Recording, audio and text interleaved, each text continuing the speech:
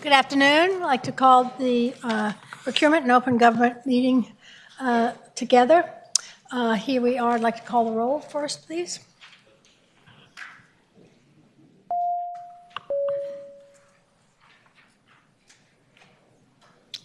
We have a quorum. Thank you. We have about 6 or 7 bills. We'll move right into them. First, we'd like to hear Delegate Fagan's HB 381.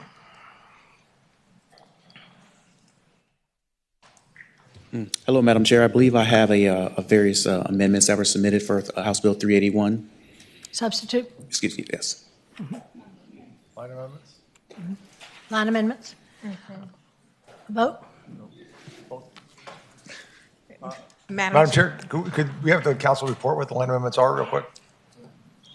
Yes, Madam Chair. On line 115, after 2.2-4310.2, strike executive branch and insert state. On line 117, after branch, the stricken word branch, insert state. On line 117, after the stricken word branch, unstrike agencies and strike public bodies. On line 118, after the word of, unstrike 3. On line 118, after the stricken word 3, strike 5. And on line 120, after services, insert any public body may meet up to 3% of its small business goals through participation by veteran-owned and service-disabled veteran-owned businesses. And those amendments are available online. Move the line amendments? Second. All in favor? Aye. Voice vote? All? One vote? All right. Delegate Fagan's. Thank you, Madam Chair. I'd like to thank the various localities, contracting groups, manufacturers, small veteran business owners who provided great feedback in helping to get this bill in its current state. House Bill 381, in terms of the Virginia Public Procurement Act, participation by veteran-owned small businesses is our signal to the hundreds of thousands of veterans we have across the Commonwealth and the thousands of veteran small business owners that work in the Commonwealth. That it shows that Virginia is a place for when individuals retire or separate and they want to start their dream of being a small business owner, that we are supportive of them. It may come as a surprise to the public, but the Commonwealth does not have a set-aside category for veteran-owned business like it's done at the federal level. As a veteran and a small business owner, I know how life-changing it was for me to receive my first procurement opportunity. And my first procurement opportunity actually did not come from the federal level, but it came from the state territory. I want to make sure that all of my federal veteran business owners have the same opportunity to grow their businesses by having a small percentage of the contract opportunities open to them, the same percentage that is seen at the federal level. This bill has 3 main areas to look at in terms of what it's trying to achieve. First is adding the word veterans to Section B to expand procurement opportunities to our veteran small business owners. Currently, only service-disabled veterans are identified. I'm actually a service-disabled veteran as myself, but I want to make sure that I'm opening it up to all my fellow veterans as well. The second part is making sure that we're expanding it strictly from the executive branch to the public bodies to include their goals of 3%. This does not include localities and higher education institutions operating under a management agreement and memorandums of understanding in the operational area of technology. Currently, there's 14 higher institutions that currently fall within that. The third area that I want to make sure that we're looking at is improving our technology in terms of our front-facing procurement website, EVA. When you're looking at EVA compared to SAM, you're actually able to drill down within SAM, the federal procurement site, to find opportunities specifically within veteran opportunities. Currently, you can only see micro and small. What this bill will aim to do is be adding in service-disabled and veteran-owned opportunities to be able to quickly drill down and find those opportunities so we can make sure that veterans are seeing, service-disabled and veterans are being able to see the contract opportunities that are available to them. There is not a fiscal impact for this for this bill, and I stand by. Thank you.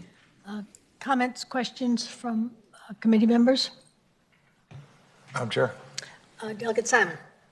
So Delegate Figgins, you and I talked about this a little bit earlier today. My one concern about this bill is, I'm a veteran myself and proudly served and have a great deal of appreciation for anybody who's served and put their lives on the line for our country.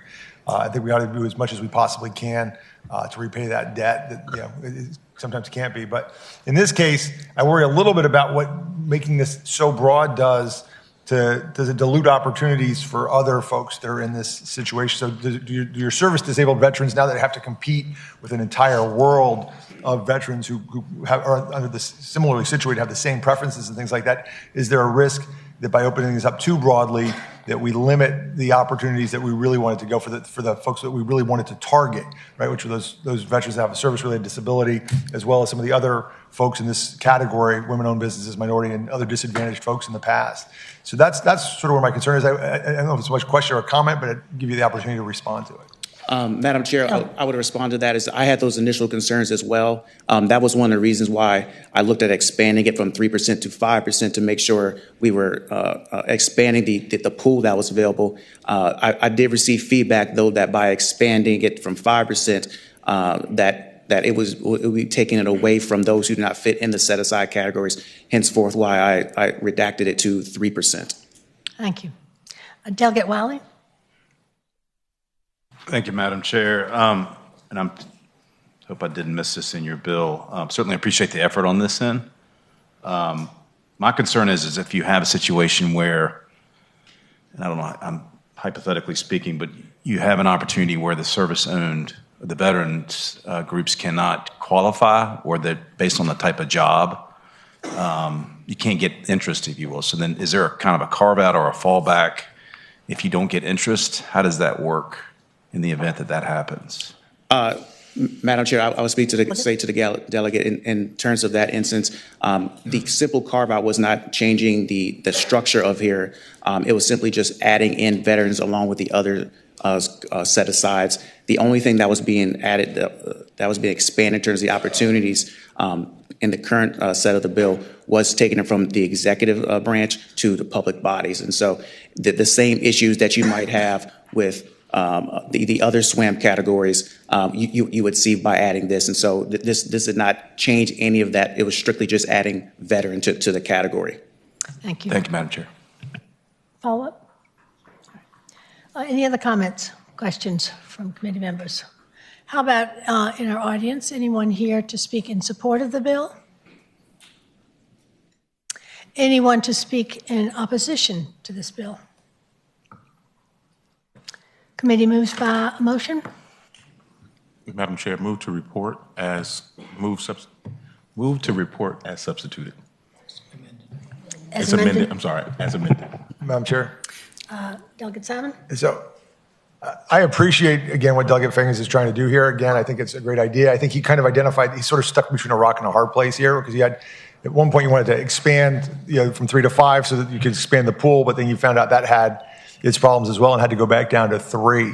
And so I don't think we've yet addressed the issue of not wanting to force some of these other set-aside groups reducing their opportunities. Mm-hmm. I think there's probably a way to get there. I just don't know that we're ready to do it yet. And so, Madam Chair, I would reluctantly make a substitute motion that we gently lay this bill on the table.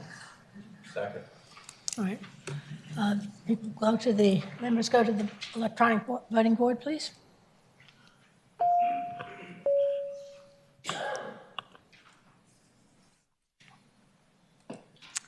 Thank you, Delegate Figgins. Your bill is tabled 5-2. Thank you, Madam Chair. Yeah, we have one other one while you're here. Yes. HB 1361. Tell us about this bill and why we need it, what it does. Yes, Madam Chair. House Bill 1361. I believe I have amendments in front. Substitute, excuse me. Substitute? Move the committee substitute. Second. All in favor? Aye. Delegate Figgins. Okay. House Bill 1361 is designed to ensure that Virginia is competitive within Mid-Atlantic and Southern states for manufacturing of goods for public procurement statute. This bill, it prioritizes Virginia's manufacturer goods first and the U.S. second for state procurement. It gives Virginia manufactured goods a price matching option and requires the existing reciprocal preferences statute to be applied for all manufacturing good procurement. Reinvesting tax dollars in our local and national economy, it promotes growth, it expands our tax base, and increases the availability for hiring workers. This bill has the recommendation of Virginia Department of General Services and the Virginia Manufacturing Department Commission, and I stand by for questions. Thank you. Questions from members of the committee? Any comments from? I do have a question. Chair. All right. Delegate Bloxham. So I'm just trying to quickly read through the substitute. Is this where the lowest bidder, if it's not a Virginia firm, they get to match it?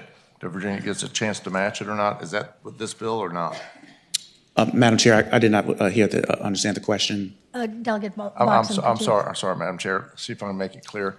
Is this the bill where if a out-of-state firm wins the bid, a Virginia firm gets to come back and try to match the bid? Madam Chair, I would speak to the delegate if it would be okay for me to bring an expert up for this portion of it. Yes. Is it final, Hi, friend? Madam Chair, members of the committee, Stacey Gore with the Virginia Manufacturers Association, and we've been working with the delegate on this bill. And I would say to the delegate, in response to his question, that yes, that is exactly what it would do. This would level the playing field with other states. Several other states, especially on the East Coast, already do this, including Maryland, or actually go further. Their statute goes further in their preferences for their in-state manufacturers in both Maryland and North Carolina, along with several other states. And so, yes, it would level the playing field in that regard. Follow up, Delegate Bloxham? No, ma'am, that ain't. All right. Any other comments? That was a question. Any other comments in favor of the bill? Any comments in opposition to 1361? Madam Chair? Delegate Simon. So I'm just speaking to the bill for just a second. I think this is a recommendation of a public procurement group or something like that. Is that right? I see a nodding head, yes. It is a bit of a big change, and I'm not opposed to it. I think it's probably a good idea. But I think where we are in session here, this is our last meeting, and we're going to go to full, and we're approaching crossover. And I think there's still a couple of questions that I and some of the other members of the General Laws Committee have about it. So what I'd like to do is keep the bill moving forward, but put a reenactment clause on it. So this is just by adding this reenactment clause, it forces us to keep looking at this in the Senate to make sure there aren't any unintended consequences to going this route that we haven't thought of yet. Make sure we understand the change. It's a new substitute. I think it's probably, again, a good idea. I think it's probably moving in the right direction. But I would make a motion that we add, I would move that we amend the bill by adding a reenactment clause on line 40. It says that if the bill needs to be, if the provisions of the bill need to be reenacted again at the 2025 session, that keeps the bill moving forward. If all of our questions are answered, concerns are addressed, and it's not as big a change as I think it is, we pull that off in the Senate, pull it off in conference, and the bill goes forward. But it just gives us a little bit of a tripwire, right, to make sure that this doesn't move. This is a fast-moving train that just doesn't move too fast. Second the amendment. All right. All in favor? Aye. Should we? Motion's been made. Move to report substitute with amendment. Second. Let's go to the voting board.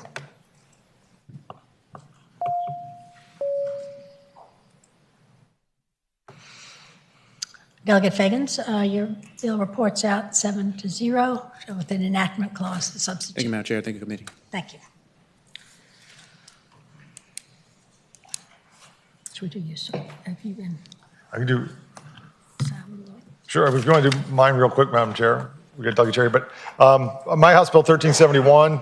I've got a number of folks that are interested, a lot of stakeholders support, but my primary driver of that, a constituent of mine who brought it, could not make it down today. And couldn't make it down a lot of this week to sort of twist arms on it. So she's requested that I ask that 1371 be carried over to the 2025 session pursuant to Rule 2022. Rule 22. Is there So moved, Madam Chair. second? Second. A voice vote, all in favor? Aye. House Bill 1371 is carried over. Thank you. Delegate Cherry, I believe, is here. Delegate Cherry, you have HB 816. Madam Chair, members of the committee, thank you for the opportunity to come and present 816 to you today. Bringing to you this bill as my capacity as chairman of the FOIA Council. And this bill is in response to a Virginia Supreme Court decision that was Berry versus Board of Supervisors. And I know y'all watched that decision very, very closely. And so I probably don't have to brief you too much, but I will tell you what came out of that court ruling was that in this case, the court held that a zoning ordinance that was adopted in a meeting in Northern Virginia was conducted illegally. And the ruling of the court was that it was void ab initio. And though Delegate Simon probably knows what that means, I did not know what that meant. So what it really means is from the beginning or to be treated as invalid from the outset. And so what that did was completely voided all of the actions of this council, not just the ruling about the zoning change. And so what this bill seeks to do, and it does come at the recommendation of the FOIA Council, is to make sure that all of the other actions that were taken during COVID don't have the opportunity to come back under this same type of ruling and be undone. The locality was able to go back. They were able to vote the ordinance change again, fixed it. But the FOIA Council feels like this is a necessary bill to make sure that the actions that were done under COVID aren't undone because of this ruling void ab initio. This bill is identical to Senate Bill 244 that was sponsored by Senator McPike, and it has passed the Senate unanimously. And with that, I'll yield for questions. Thank you, Delegate. Any comments, questions from our committee? Madam Chair, one question. Delegate Simon. How do you like chairing the FOIA Council? I actually enjoy it. And I know I probably shouldn't say that because they'll make me keep doing it. No, I don't think so. But that won't be a problem. I had fun with it. Thank you, sir. Move to report. Second. Let's go to the voting board.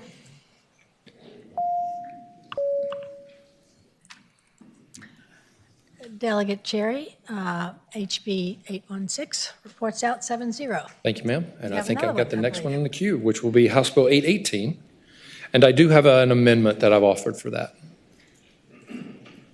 Okay, Council report the amendment. Council report the amendment.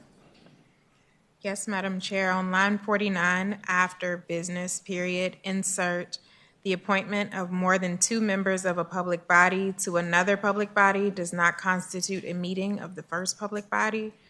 And at the beginning of line 69, strike all of line 69 and 70. Move. Move the committee amendments, or move the line amendments. All in favor? Aye. Thank you. Delegate Cherry.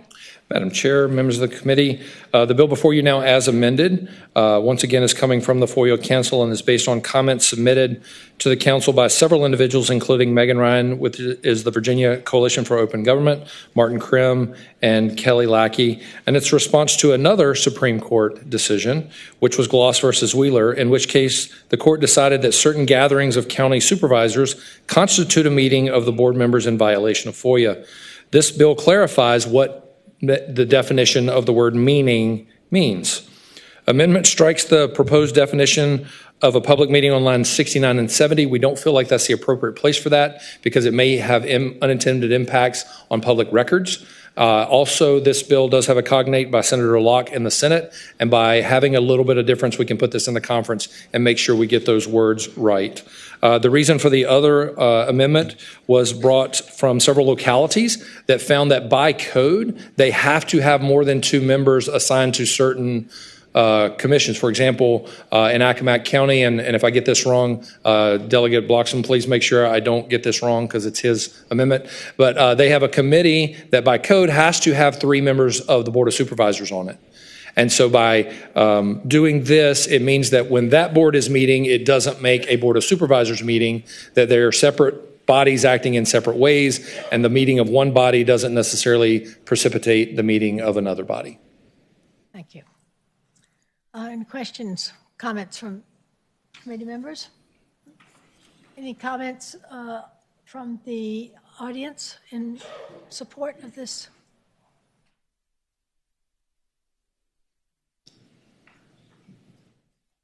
I know these folks. Thank you, Madam Chairman, members of the committee. Megan Ryan with the Coalition for Open Government, and we just really want to thank the delegate for taking our concerns seriously. That definition of public business we were really afraid was going to negatively impact the access to records while we were trying to fix a problem having to do with meetings. And so hopefully we'll have a little bit more time. We have been working with stakeholders, and we remain committed to doing so. Thank you. Thank you. Thank you, Madam Chair. Catherine Porter with the Virginia Press Association. We would associate ourselves with the comments previously and thank the delegate. Thank you. Any other comment? Okay. Thank you. Thank you, Madam Chair. Meredith Jacoby with the City of Hampton, Deputy City Attorney. The City of Hampton supports the bill because, of course, we support a fix to the Gloss versus Wheeler problem. We did want to note that we much prefer the bill with the definition of public business still inside it, because otherwise we're stuck with the definition of public business in that Supreme Court opinion. That bill was passed unanimously in the Senate and was the recommendation of the FOIA Council. But again, we do support this bill because we want a fix to move forward, and I'm available for any questions you might have about what Gloss versus Wheeler has done as far as public meeting advertising as the Deputy City Attorney assigned to FOIA matters for Hampton. Thank you. Any comments from the audience in terms of opposition? No, I asked. They said they're good with it. All right, any other questions, comments from our? Chair, move to report as amended. All right, all those in favor, please indicate on the electronic board.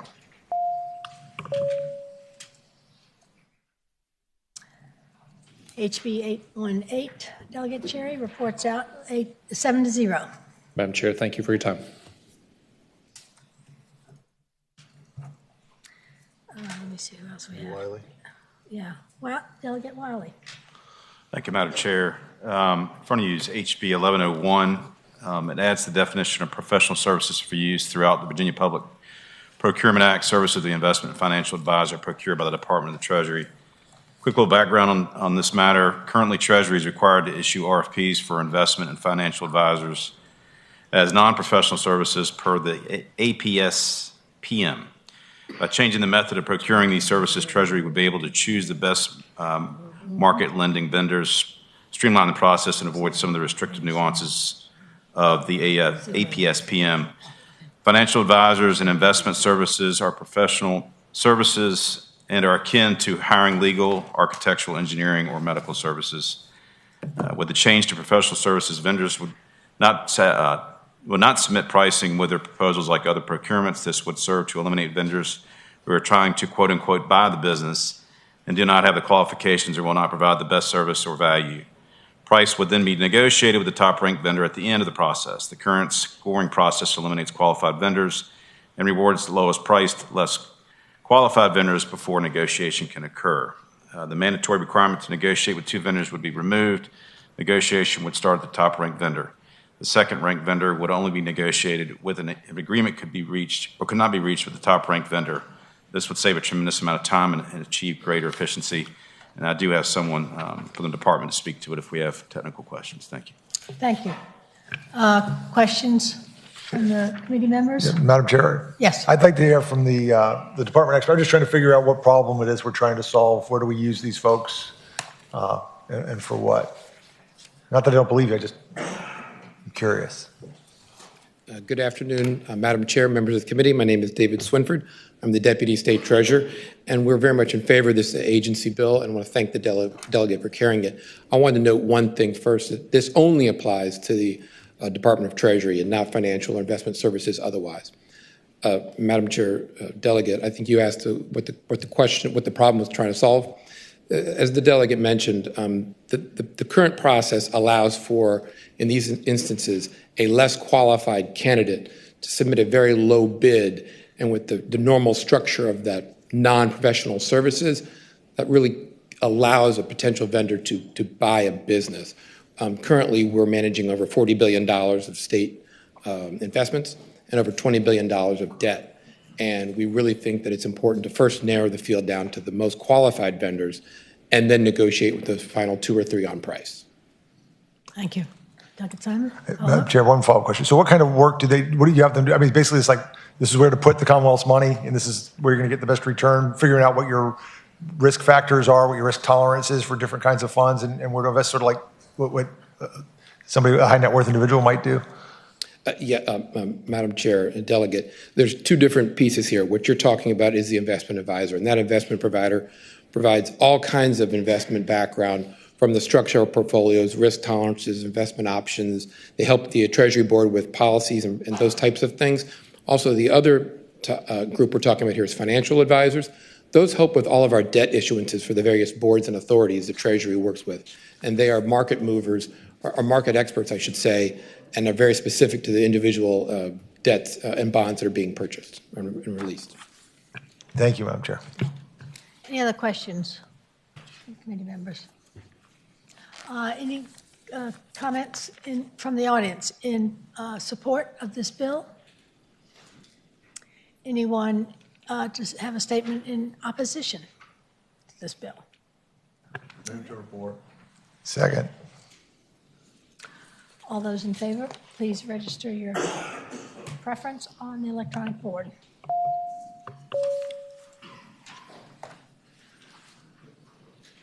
Delegate Wiley, thank you. Your bill reports 7-0. Thank you, Madam Chair. I don't see Krizek or there. Sorry. You want to do yours, Madam Chair? Yeah. All right, Madam Chair, why don't you present House Bill 1116 for us? Thank you, Mr. Chair. HB 116. I'd like to move an amendment which addresses concerns from DGS. Is it a substitute or line amendments? An amendment? All right, will council please report the line amendment? Yes, Mr. Chairman, on line 70, after 200,000, which is currently stricken in the bill, strike 400,000 and insert 300,000. Gotcha, we talked about that one. Yes. All right, so you understand what we're doing? We're going, instead of, we're reducing the increase here. So is there a motion on the line amendment? Move the amendment. Second. It's been moved and properly seconded. As many as favor that motion will say aye. Aye. Those opposed? All right, the amendment is properly before us. Delegate Carr. Thank you. The purpose of this bill, which raises the limit for public bodies to use small purchase procedures for construction contracts from $200,000 to $300,000, is to make life easier for procurement officers across the state when doing small construction projects, mostly repair and renovation. Since 2020, when it was last raised, procurement officers across the state have seen construction prices on small repair and renovation projects go up significantly. This bill would address these increases. A small purchase procedure allows public bodies to use a much simpler process to get quotes from contractors on smaller projects rather than having to use a formal invitation to bid process. This will allow small projects to be done quicker and with much less administrative effort. There will still be competition. The current language requires that public bodies seek as much competition as possible before awarding a small purchase contract. This normally means getting at least 3 competing quotes for each project. All right, are there any questions for Delegate Carr from members of the subcommittee? All right, no one in the audience wants to speak in favor of this bill? You guys are not here for procurement stuff? Oh, here comes somebody. Just me. Bill Hefty, representing the Virginia Association of Governmental Procurement, as well as VML and VACO on this bill. The price of small repair projects have gone up since 2020, and the procurement officials asked that we try to raise the small purchase limit to make their life easier. We're fine with the amendment from 400,000 to 300,000. We've talked to the contractors about this bill, and they do not have any opposition. Thank you. Any questions from members of the subcommittee for the witness, as it were? All right. Is there anyone here wishing to speak in opposition to the bill? If not, the committee operates by motion. Move to report. Second. It's been moved and reported to seconded to report as amended. The clerk will open the roll. Members will cast their votes.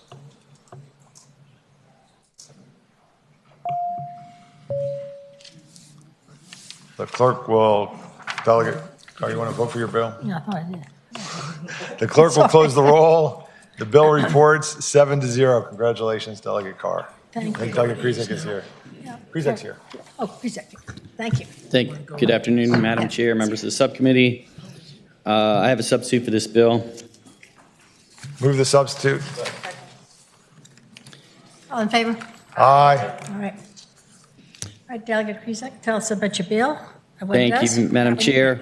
HB 1273 requires public bodies to include responsible bidder criteria in their invitations to bid. These criteria include a track record of compliance and safety, as well as utilization of registered apprenticeships, including a minimum percentage of construction hours done by individuals enrolled in approved apprenticeship programs, and that's 12.5%. As amended, and as the substituted, the transportation construction is exempted from the mandated criteria that has to be in the invitation to bid and requires non-transportation related construction above $250,000 to include a requirement of at least 12.5% labor from approved apprenticeship programs. Registered apprenticeship programs are registered with the state or the federal government and have extensive training and education standards that produce highly skilled construction workers who can graduate with no debt. The most important investment Virginia can make towards self-funded apprenticeships is to include apprenticeship standards in the procurement process. The Commonwealth enjoys a robust and growing portfolio of construction opportunities, but there is currently a labor industry shortage. Virginia passed legislative efforts last year to streamline, measure, and mitigate certain labor needs in the Commonwealth. One of the goals was to create more apprenticeships, and this is really a bipartisan goal. Low bid can bring out the worst in some contractors. This pattern creates winners of companies that cut corners, steal wages, and misclassify workers. This is a considerable barrier for talented workers to enter construction. House Bill 1273 will create a more level playing field for the most scrupulous contractors. This means better quality training, careers, and projects for the taxpayers in Virginia. I wanted to make it clear that we've been working with the administration, and GGS still has some concerns with the language, but we've been working with them and we will continue to do so. Thank you, Madam Chair. Thank you, Delegate Krizak. Any questions from members of the committee? Any comments from those in our audience? Comments in favor? Yes, Jason Parker, Virginia State Building Construction Trades Council. We support this. We think this puts Virginia as a guaranteed partner to industry with creating apprenticeships. One has to remember that beyond the schooling comes the 2,000 annual hours that are needed in an apprenticeship. So appreciate it. Thank you. We support. Thank you. Anyone else? Come on. I'm here. I'm representing the apprenticeship program because it helps them out in the field. You know, these are the things that will, you know, we don't waste a whole lot of time out there trying to learn out on the job site. We're learning in the classes so they understand when they're general personnel that they're working with, they're actually able to do their job and understand it. So it's very effective in the classroom. They have all the equipment, and then they can ask those questions out on the job site. So it benefits them even on the job site and in the classroom to ask those questions. Thank you. Thank you. Madam Chair, Jason Asher with the Mid-Atlantic Pipe Trades. We also support this bill.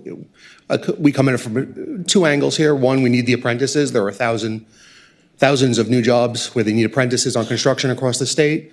But by putting these apprentice requirements on these construction projects, you're also helping fight wage theft, because contractors that are using the apprenticeship programs are not the ones that are committing this crime. And it's become an existential threat to the construction industry across the state. Thank you, and I hope you support the bill. Thank you.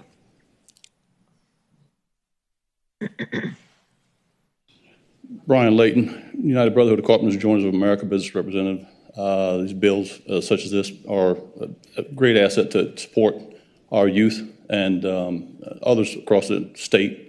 We have a problem growing that many of you are aware of, and we need to make sure some language is put into place that's going to protect a lot of the working force that's out here. We got a small group of volunteers that came out here today, all apprentices back in the back of the room, that would like to see this bill pass as well. We have several thousand across the state that are interested in seeing this bill approved, so thank you for your time. Thank you. Madam Chair, members of the committee, good afternoon. My name is Charles Skelly. I'm the president of Richmond Building and Construction Trades and the business manager of IBEW Local 666. I started an apprenticeship a couple of decades ago because I was working in a construction field in accessibility and center to do projects with no training, maybe a week class if I was lucky. I believe in apprenticeship. That was why I joined an apprenticeship, to make sure I was taught properly both in the classroom and in the field. We strongly support this bill. Thank you. Chair Carr and the distinguished members of the committee, my name is Don Slayman. I'm with IEBW Local 26. And I just want to talk a little bit about our apprenticeship programs. We spend over $15 million of our own money, no state money. It's, all of our apprenticeships are free to the participants, and we have many pre-apprenticeship programs. So we're really lifting folks into the middle class who face all kinds of obstacles. We work with NAACP, CASA, returning citizens, political refugees from Afghanistan and Syria, and it's just a great opportunity to bring people into the middle class through these training programs, and they should be recognized as for what they contribute to our workforce. And thank you for supporting this bill. Thank you. Madam Chair, Lou Spencer, UA Local 5, Plumbers and Gas Fitters. We're affiliated with the Virginia Building and Construction Trades Council. We support the bill. Thank you. Thank you. Any other comments in support of the bill? Anyone to speak in opposition to this bill? Any other comments from the...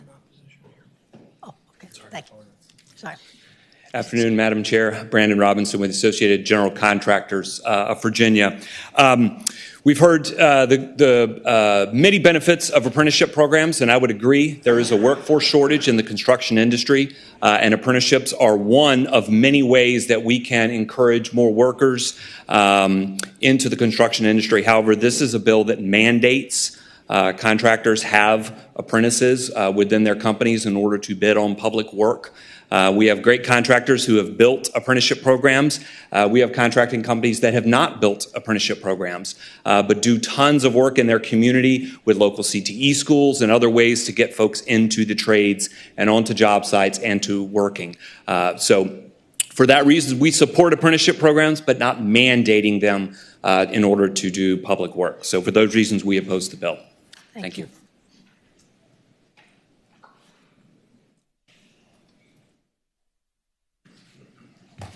Madam Chair, Joanne Maxwell from VDOT. We appreciate Delegate Krizek's effort to remove transportation construction contracts from the requirements of this legislation. Nevertheless, there are still some contracts and bids that would be subject to the requirements of this legislation.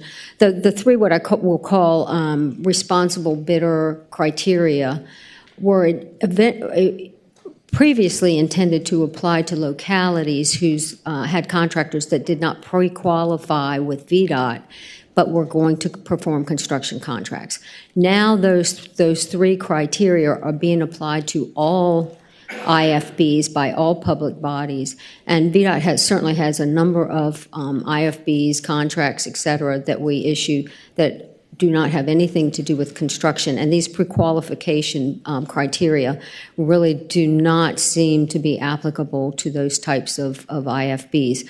Further, we do still, as an agency, occasionally do vertical construction, we call it, in which case the 12%, 12.5% apprenticeship requirement would apply to those contracts that VDOT bids. So, Madam Chair, for this, we originally opposed the introduced bill. At this point, we still have concerns with the substitute. Thank you.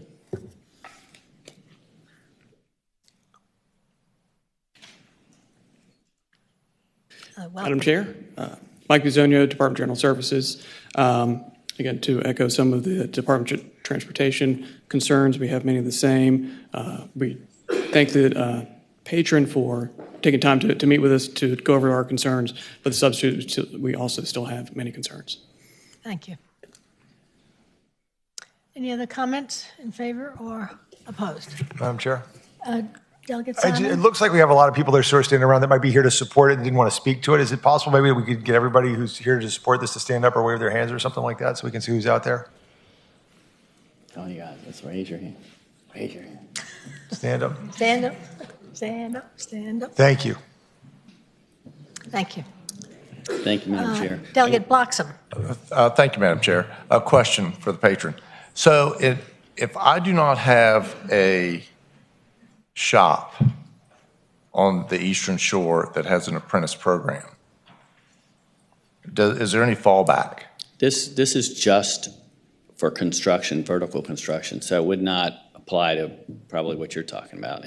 And so, yeah, it's not. But I mean, what happens if there's not a pre-qualified bidder for a project that I have that falls under this criteria?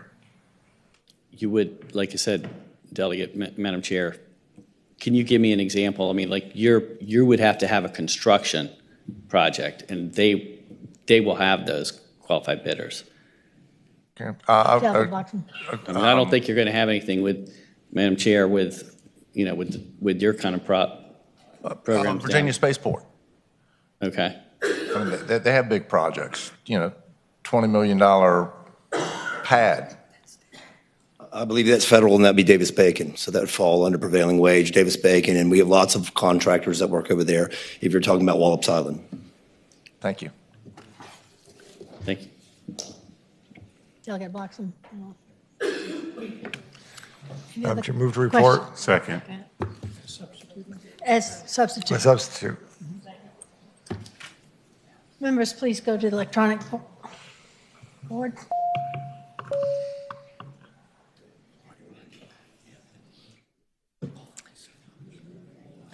Delegate Kriesik, your bill passes 1273, 5-2.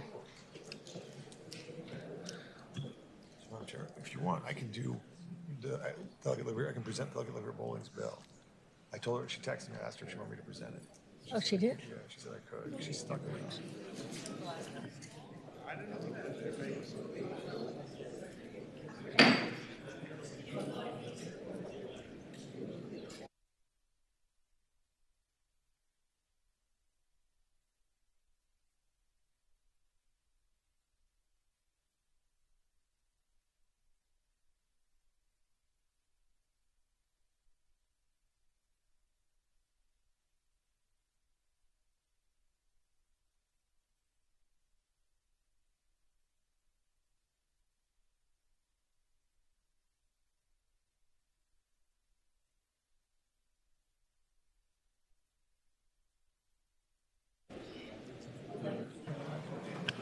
We'll call the meeting back to order. Delegate Bowling's 1348 will be presented by Delegate Simon. Thank you, Madam Chair. I've been working with Delegate Liver Bowling on a substitute, although I see we lost counsel here for a second. Maybe we came back too quick. But I think there's a substitute. Okay, you guys have that? So, Madam Chair, I'd move the committee substitute. Second. All in favor? Aye. All right. So, Madam Chair, members of the subcommittee, what the substitute does is it takes out all the language we talked about standing up an Office of Pharmaceutical Services, makes this a Section 1 bill, and it asks that the existing agencies, and it should be up on LIS here for us all in just a second. I think it's up live now. So it asks that the Department of General Services develop a strategy to increase the efficiency in state agency prescription drug purchasing to reduce spending on prescription drugs. And it gives them basically two big instructions. One is to figure out which state agencies purchase prescription drugs to dispense or administer. And then two, to develop a list of prescription drugs currently purchased by state agencies that afford the greatest opportunity to reduce prescription drug spending. And then come up with a list of the 25 most expensive drugs and identify the 25 drugs that could give us the biggest savings in a particular calendar year. And then asks the Secretaries of Administration, Health and Human Resources, and Public Safety and Homeland Security to provide support to the department to coming up with that list. And then let us know by November 1st of 2024 if they have any recommendations that could help us save money on those very expensive drugs that are being procured.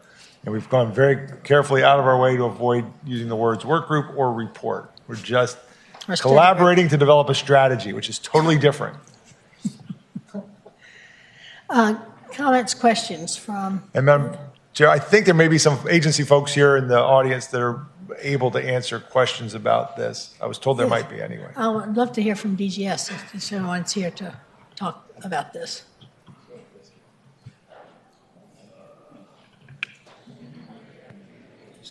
Mm-hmm. Thank you.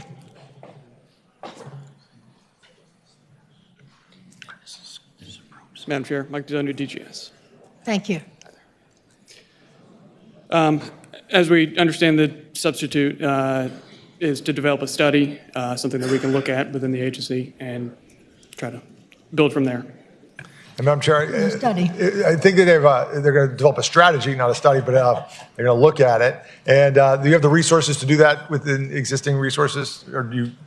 Within the agency, I think we're going to need to pull in some additional agency support from DHRM and some others, but yes, we could support this. Madam Chair, I understand if this were to pass, it would have to go to appropriations, so they get a look at whether the resources are actually there or not to do it. I understand this is a gathering of information. That's the way we understand it as well, Madam Chair. Thank you. All right, any more questions? All right, anyone in the audience to speak in favor of this?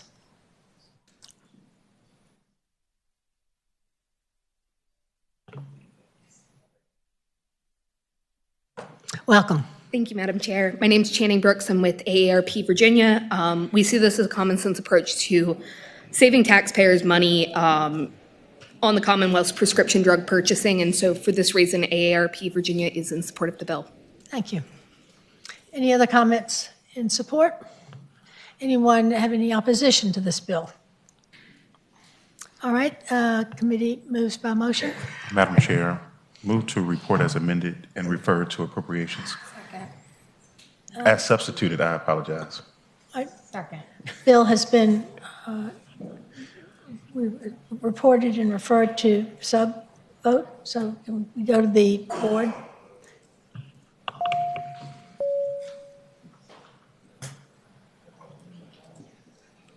All right, Delegate Bowling's Bill 1348 passes 7-0, and it will report and go to the Appropriations Committee.